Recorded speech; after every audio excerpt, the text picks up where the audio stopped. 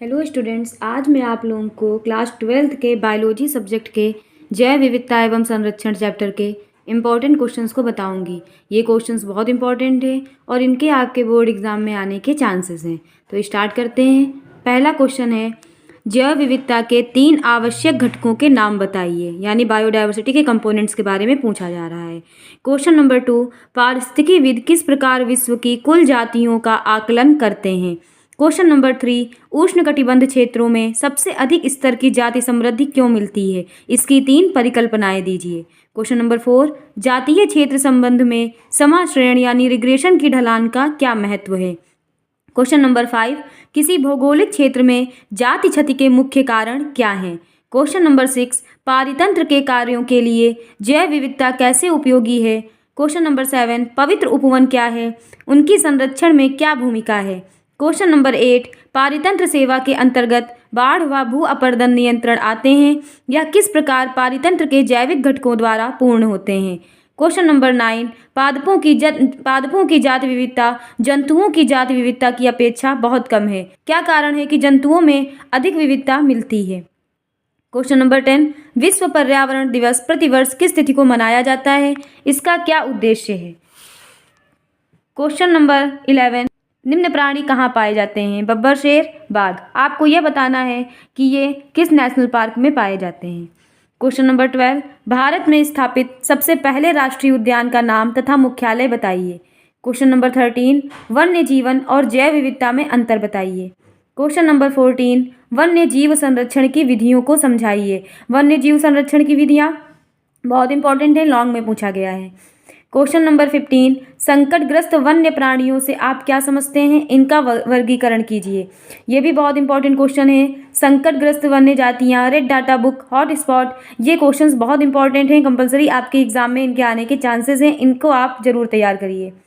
Question number 16, अभयारण्य किसे कहते हैं, भारत में कितने प्रकार के अभयारण्य हैं।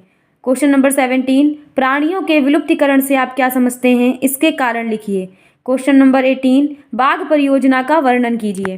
क्वेश्चन नंबर 19, प्राणी विहार यानी सेंचुरीज क्या हैं, भारत के 2 प्राणी विहारों के नाम लिखिए।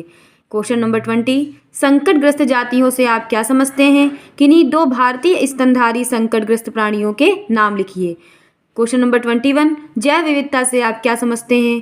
Question number 22, most important question, hot spot को समझाइए। Question number 23, red data book से आप क्या समझते हैं।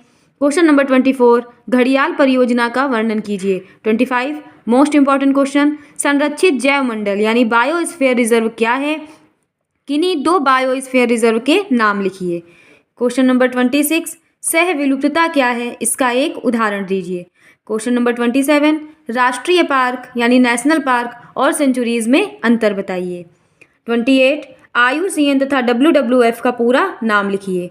29, जैव विविधता से आप क्या समझते हैं, जैव विविधता की क्षति के क्या कारण हैं, जैव विविधता संरक्षण की 2 विधियों को समझाइए। ये लॉन्ग में आया हुआ क्वेश्चन है और इसको आपको बहुत अच्छे से तैयार करना है। जैव विविधता की क्षति के कारण भी बहुत पूछा जाता है। भारत के राष्ट्रीय जंतु का नाम लिखिए, इसके संरक्षण के लिए कौन सी परियोजना प्रारंभ की गई। स्वस्थानीय संरक्षण एवं बाह्य स्थानीय संरक्षण यानी एक्स सीटू और इन सीटू कंजर्वेशन के बारे में आपको बताना है।